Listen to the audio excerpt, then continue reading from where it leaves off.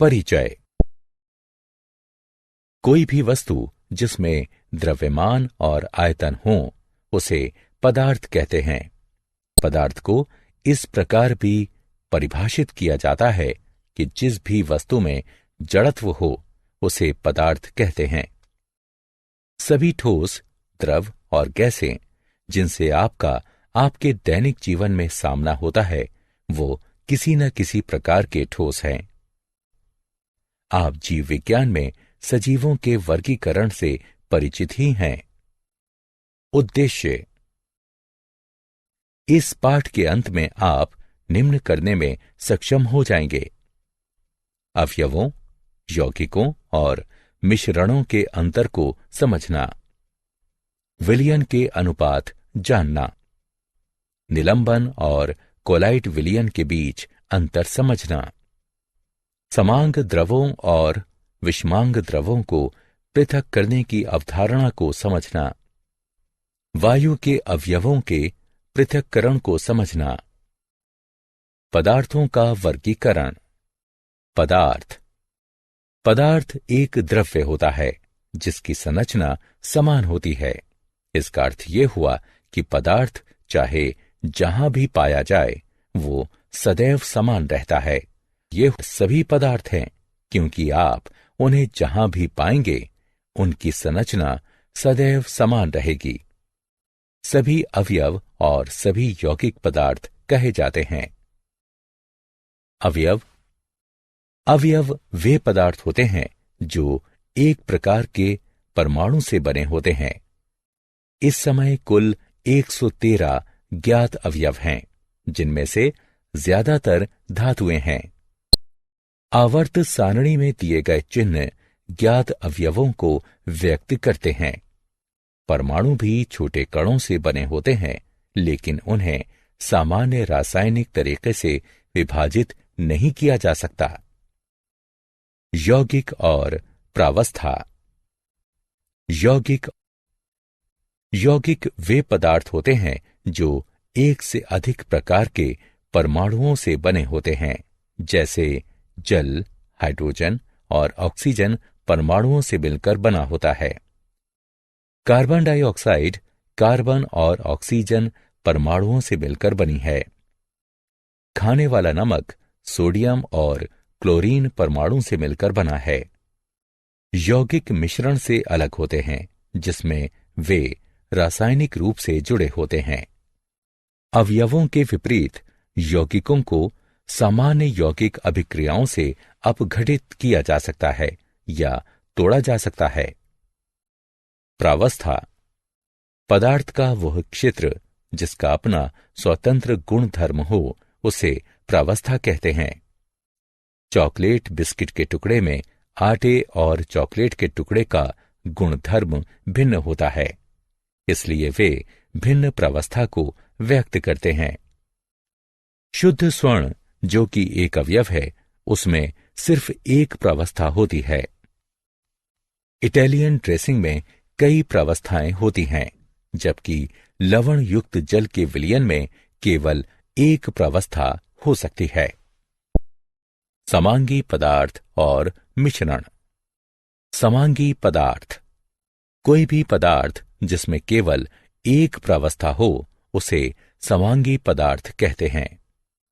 Hydrogen जैसे अवयव और चीनी जैसे मिश्रण और लवण जल जैसे विलयन को समांगी माना जाता है क्योंकि वे एक समान होते हैं। एक सैंपल के सभी क्षेत्र सैंपल के सभी दूसरे क्षेत्रों के समान होते हैं। मिश्रण दो या अधिक पदार्थों से मिलकर बने होते हैं जो भौतिक रूप से जुड़े होते हैं। विशेष मिश्रण अलग अलग सैंपल में भिन्न भिन्न हो सकता है। कुछ मिश्रण इतने अच्छी तरह मिले हुए होते हैं कि उन्हें केवल एक प्रावस्था से बना समांगी माना जाता है। दूसरे मिश्रण जो एक से अधिक प्रावस्था से बने होते हैं उन्हें विषमांगी मिश्रण कहते हैं। विलयन विशेष प्रकार के समांगी पदार्थ होते हैं क्योंकि वे यौगिक से भिन्न होते हैं। विलयन के भाग भौतिक रूप से जुड़े होते हैं ना कि रासायनिक रूप से। जब आप 1 गिलास लवण जल डालते हैं तो लवण जल के साथ रासायनिक अभिक्रिया नहीं करता। दोनों भाग आपस में इतनी अच्छी तरह मिल जाते हैं कि प्राप्त विलयन को एक समान कहा जाता है। आइस टी, कॉफी, मिश्र धातु और जो हवा हम श्वास के रूप में लेते हैं, सभी विलयन का उदाहरण हैं। विलयन 2 भागों से मिलकर बनते हैं, विलय जो घुलते हैं और विलायक जो घुलाते हैं। लवण जल में नमक विलय है और जल विलायक है। विषमांगी मिश्रण। विषमांगी मिश्रण एक से अधिक प्रावस्थाओं से मिलकर बने होते हैं और उन्हें भौतिक रूप से पृथक किया जा सकता है। पहले उल्लेख किया गया चॉकलेट, बिस्किट, टास्ट, सलाद और मुनक्का भूसी अनाज का कटोरा विषमांगी मिश्रण के उचित उदाहरण हैं। अवयव।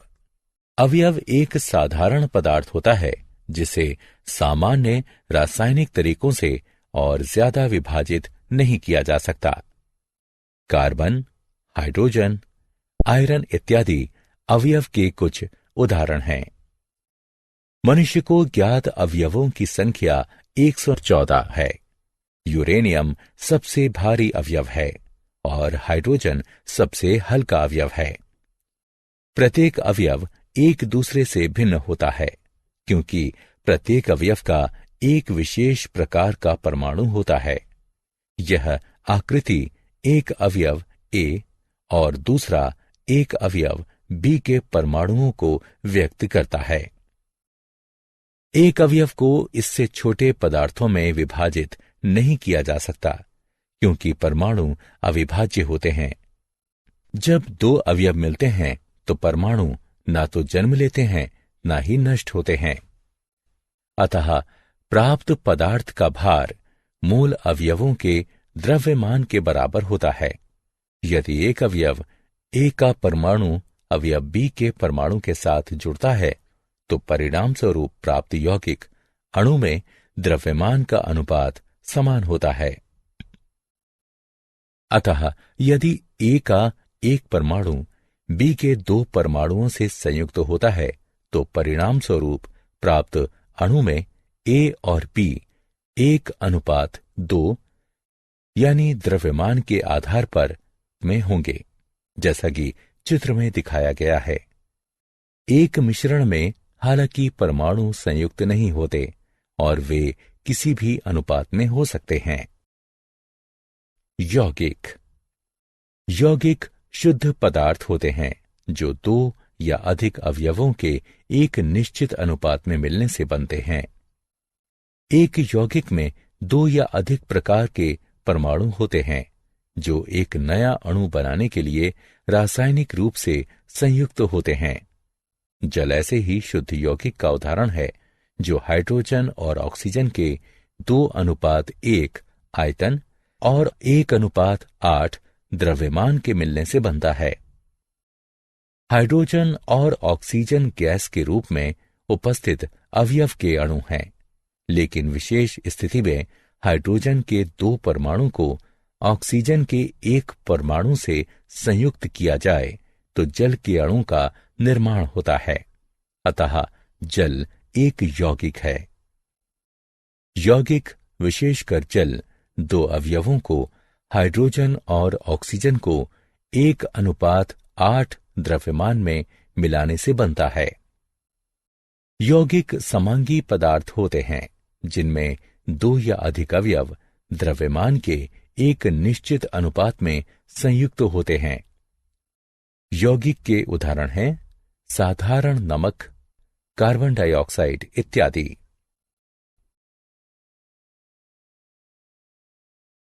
अवयव और यौगिक में विभेद। मिश्रण। जब 2 या अधिक अवयव या यौगिक एक साथ मिलाए जाते हैं तो वे अपना निजी गुणधर्म छोड़े बगैर आपस में घुल जाते हैं। इन्हें मिश्रण कहा जाता है।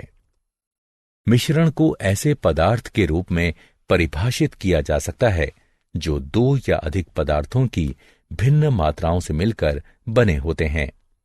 वायु कई गैसों का मिश्रण है। इसमें ऑक्सीजन, नाइट्रोजन जैसे अवयव तथा CO2 और जल वाष्प जैसे यौगिक होते हैं। गतिविधि।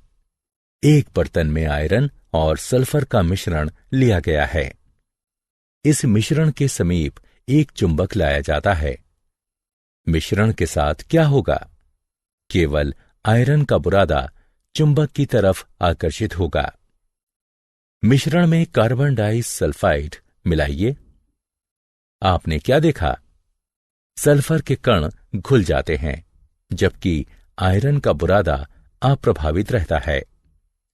इस गतिविधि से आप क्या समझते हैं?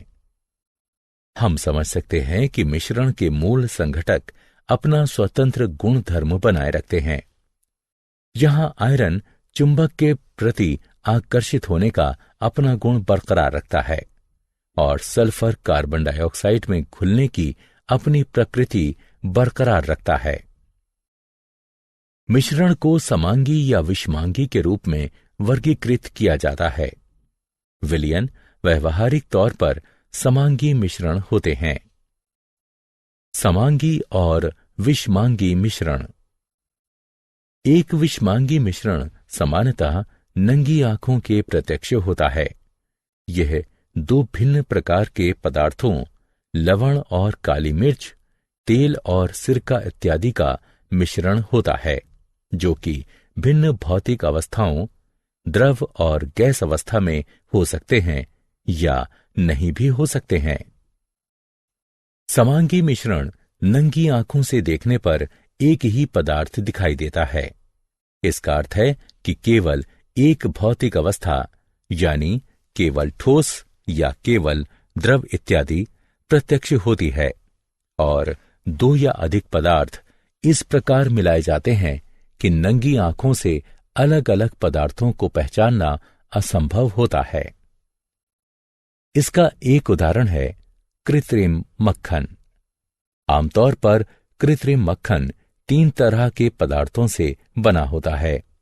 हालांकि तीनों पदार्थ मिलकर एक ऐसा पदार्थ बनाते हैं जो एक पदार्थ दिखता है। यौगिक और मिश्रण के बीच विभेद। गतिविधि। मिश्रण और यौगिक के बीच अंतर का अध्ययन करने के लिए एक चीनी मिट्टी के बर्तन में 56 ग्राम आयरन का बुरादा लीजिए। इसमें 32 ग्राम सल्फर चूर्ण मिलाइए। इन्हें अच्छी तरह से मिलाइए। एक दूसरे चीनी मिट्टी के बर्तन में 56 ग्राम आयरन और 32 ग्राम सल्फर चूर्ण लीजिए। इस बर्तन को उच्च तापमान तक गर्म कीजिए। अब आपने क्या देखा? अब एक चुंबक लीजिए। इसे दोनों बर्तनों के ऊपर से ले जाइए। अपने प्रेक्षण को दर्ज कीजिए।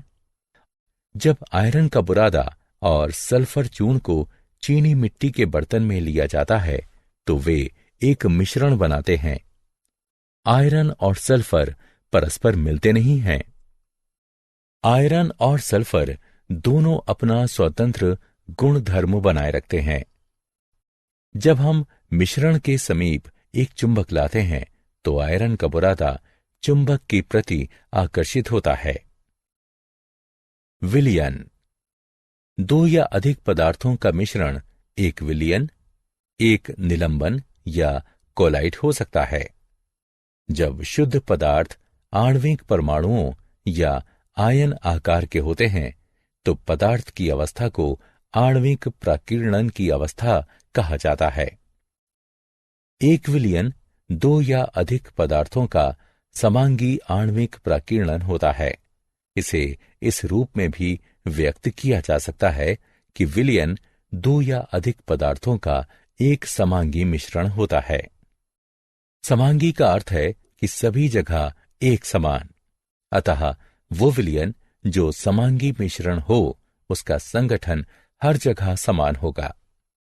शक्कर का विलयन स्पष्टता तरल होता है और हम शक्कर के टुकड़ों को जल के अणुओं से सूक्ष्मदर्शी से भी अलग नहीं कर सकते।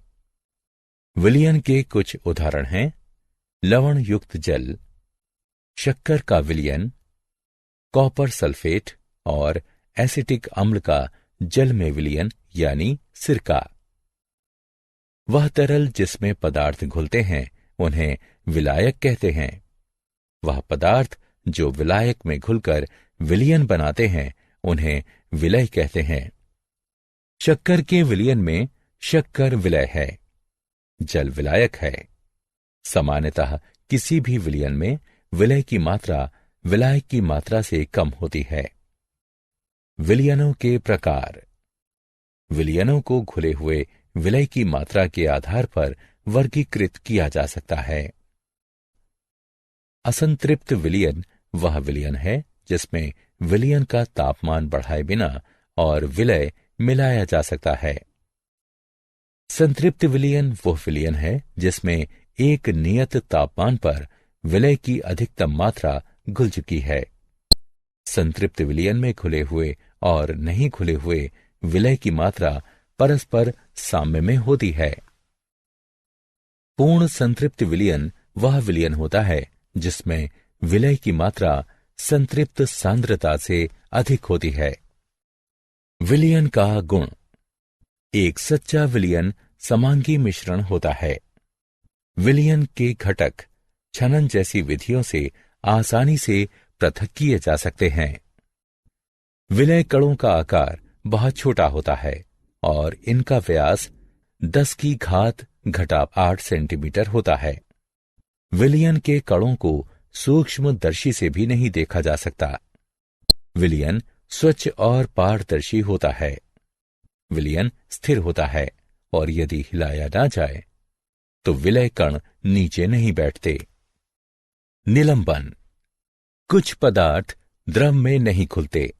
ऐसे पदार्थों के छोटे कण द्रव में निलंबित रह जाते हैं, जैसे कि रेत, कीचड़ जल में निलंबित रह जाते हैं।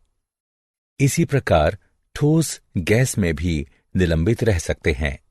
इन मिश्रणों को निलंबन कहते हैं। निलंबन एक विषमांगी मिश्रण होता है जिसमें ठोस के छोटे कण द्रव या गैस के पूरे द्रव्यमान में घुले बिना निलंबित रहते हैं। निलंबन के गुण धर्म। निलंबन एक विषमांगी मिश्रण होता है जिसमें ठोस के छोटे कण द्रव या गैस के पूरे द्रव्यमान में घुले बिना निलंबित रहते हैं।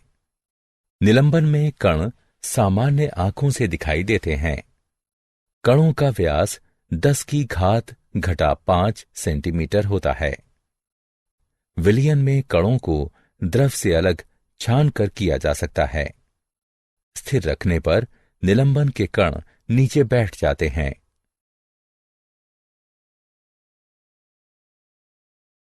कोलाइड। कोलाइड विलयन देखने में समांगी लगता है, किंतु उच्च क्षमता वाले सूक्ष्मदर्शी से देखने पर यह वास्तव में विषमांगी होता है। कोलाइड सच्चे विलयन और निलंबन के मध्य होता है। कोलाइड वह विलयन होता है जिसमें विलय के कण का आकार सच्चे विलयन से बड़ा किंतु निलंबन से छोटा होता है। इस तालिका में कुछ कोलाइडों के सामान्य उदाहरण दिए गए हैं। टिंडल प्रभाव। कोलाइड अपने से गुजरने वाले प्रकाश को फैला देता है। इसका अर्थ है कि कोलाइड से होकर गुजरने वाली प्रकाश की किरण दिखती है। यदि अंधेरे कमरे में रखे कोलाइड से प्रकाश की किरण गुजरे तो प्रकाश का पथ कोलाइड कणों द्वारा प्रकाश के फैलाव के कारण देखा जा सकता है। इसी प्रकार का प्रभाव तब भी देखा जा सकता है जब प्रकाश की किरण धूल भरे वायु से होकर गुजरती है। कोलाइड कणों द्वारा प्रकाश के फैलाए जाने की परिघटना को टिंडल प्रभाव कहते हैं। यह प्रभाव सच्चे विलयनों में नहीं दिखाई देता। द्रवों में टिंडल प्रभाव लेजर पॉइंटर की सहायता से आसानी से देखा जा सकता है।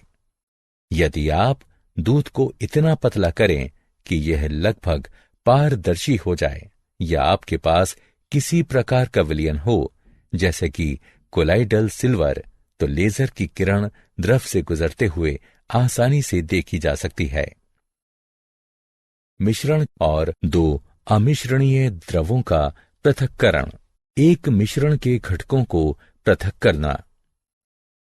विस्मांगी मिश्रण को सामान्य भौतिक विधि जैसे हाथ से चुनकर, छानकर इत्यादि से पृथक किया जा सकता है, लेकिन मिश्रण के घटकों को अलग करने के लिए विशेष विधियों की आवश्यकता होती है। दो अमिश्रणीय द्रवों का पृथक्करण। दो अमिश्रणीय द्रवों का पृथक्करण कीप द्वारा किया जा सकता है। गतिविधि। एक पृथक्करण कीप लीजिए और इसमें डायथिल ईथर लीजिए।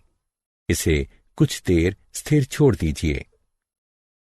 डायथिल ईथर और जल की परत पृथक हो जाती है। कीप के नीचे एक फ्लास्क रखिए और ऊपर से स्टॉपर हटाकर स्टॉप कॉर्क को खोल दीजिए। जल की निचली परत को बाहर निकाल दीजिए। जब डायथिल ईथर स्टॉप कॉर्क के पास पहुंचे तो पृथक्करण कीप के स्टॉप कॉर्क को बंद कर दीजिए। दो मिश्रणीय द्रवों का पृथक्करण। दो मिश्रणीय द्रवों का आसवन विधि से पृथक्करण। गतिविधि। एक आसवन फ्लास्क में एसीटोन और जल लीजिए। एक छिद्र में थर्मामीटर डालिए। फ्लास्क के बगल की नलिका को लाइबिक के दोहरी दीवार वाले संघनक से जोड़िए। गैस बर्नर की सहायता से द्रव को गर्म कीजिए। एसीटोन वाष्पीकृत होता है। वाष्पन से प्राप्त वाष्प संघनक के बगल के भाग में एकत्रित होता है। संघनक में बहता हुआ शीतल जल एसीटोन को द्रव के रूप में संघनित कर देता है, जो कि गृहीता में एकत्रित होता है। फ्लास्क में जल शेष रह जाता है।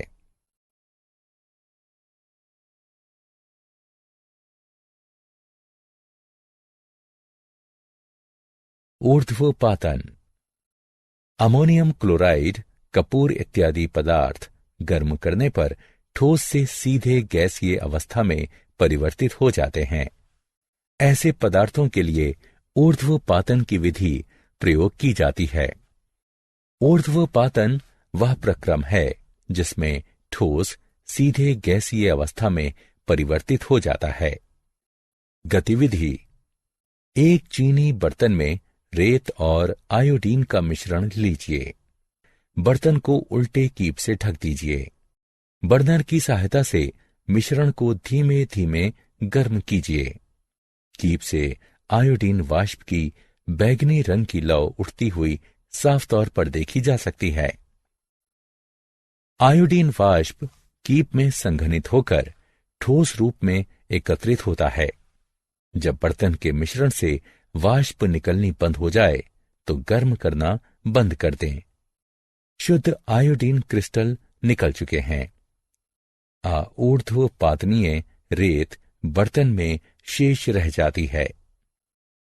आयोडीन ऐसे पदार्थ का सामान्य उदाहरण है जो प्रत्यक्षतः कमरे के तापमान पर धीरे धीरे ऊर्ध्वपातित होता है। क्रिस्टलीकरण। किसी पदार्थ के गर्म विलयन को ठंडा करने पर वह उसी पदार्थ का शुद्ध क्रिस्टल प्रदान करता है। गतिविधि। बीकर में 100 ml पानी लीजिए। तनु सल्फरिक अम्ल की कुछ बूंदें डालकर विलयन को अम्लीकृत कीजिए। पानी को गर्म कीजिए। जब यह उबलना शुरू कर दे तो इसमें कॉपर सल्फेट चूर्ण को धीरे धीरे तब तक मिलाइए जब तक कि संतृप्त विलयन न प्राप्त हो जाए। विलयन को छान लीजिए। इसे ठंडा होने दीजिए। थोड़े समय बाद आप विलयन में कॉपर सल्फेट के नीले रंग के चमकदार क्रिस्टल देख पाएंगे। भौतिक परिवर्तन। शुद्ध पदार्थ और मिश्रण के बीच का अंतर समझने के लिए हमें भौतिक परिवर्तन और रासायनिक परिवर्तन का ज्ञान होना चाहिए। रंग, कठोरता, दृढ़ता, तरलता, घनत्व, गलनांक, क्वथनांक इत्यादि भौतिक गुण हैं। भौतिक परिवर्तन। किसी पदार्थ की आंतरिक अवस्था में परिवर्तन भौतिक परिवर्तन होता है, क्योंकि यह परिवर्तन पदार्थ के संगठन में परिवर्तन के बगैर होता है और पदार्थ की रासायनिक अवस्था में कोई परिवर्तन नहीं होता है। उदाहरण, हालांकि बर्फ, जल और जलवाष्प भिन्न दिखते हैं और उनका भौतिक गुण भी भिन्न होता है, लेकिन रासायनिक रूप से ये सभी समान हैं। रासायनिक परिवर्तन। यदि पदार्थ की भौतिक अवस्था में परिवर्तन हो तो इसे रासायनिक परिवर्तन कहते हैं। उदाहरण 1, जल तथा खाना पकाने वाले तेल दोनों द्रव हैं, लेकिन उनका रासायनिक गुणधर्म भिन्न है। उनकी गंध और ज्वलनशीलता भिन्न है। हम जानते हैं कि तेल हवा में जलता है, जबकि जल आग को बुझाता है। तेल का रासायनिक गुण उसे जल से भिन्न बनाता है। उदाहरण 2, जलना एक रासायनिक परिवर्तन है। जलने की प्रक्रिया में एक पदार्थ दूसरे से क्रिया करके अपने रासायनिक संगठन में परिवर्तन लाता है। रासायनिक परिवर्तन पदार्थ के रासायनिक गुण धर्मों में परिवर्तन लाता है तथा हम नया पदार्थ पाते हैं। रासायनिक परिवर्तन को रासायनिक प्रतिक्रिया भी कहा जाता है। सारांश। आइए हमने जो कुछ सीखा है उसे संक्षेप में दोहराएं। पदार्थ को मुख्यतः अवयव, यौगिक और मिश्रण के रूप में वर्गीकृत किया जाता है। अवयव वे पदार्थ हैं जो केवल एक तरह के परमाणु से बने होते हैं। यौगिक वे पदार्थ हैं जो एक से अधिक प्रकार के परमाणुओं से बने होते हैं। मिश्रण दो या अधिक प्रकार के पदार्थों के भौतिक रूप से मिलने से बनते हैं। एक विलयन दो या अधिक पदार्थों का समांगी आणविक फैलाव होता है। वह द्रव जिसमें पदार्थ घुलता है उसे विलायक कहते हैं। वह पदार्थ जो विलायक में घुलता है उसे विलय कहते हैं। विलयन को असंतृप्त, संतृप्त और पूर्ण संतृप्त के रूप में वर्गीकृत किया जाता है। निलंबन एक विषमांगी मिश्रण होता है जिसमें ठोस के छोटे कण द्रव या गैस के पूरे द्रव्यमान में घुले बगैर निलंबित रूप से विद्यमान रहते हैं।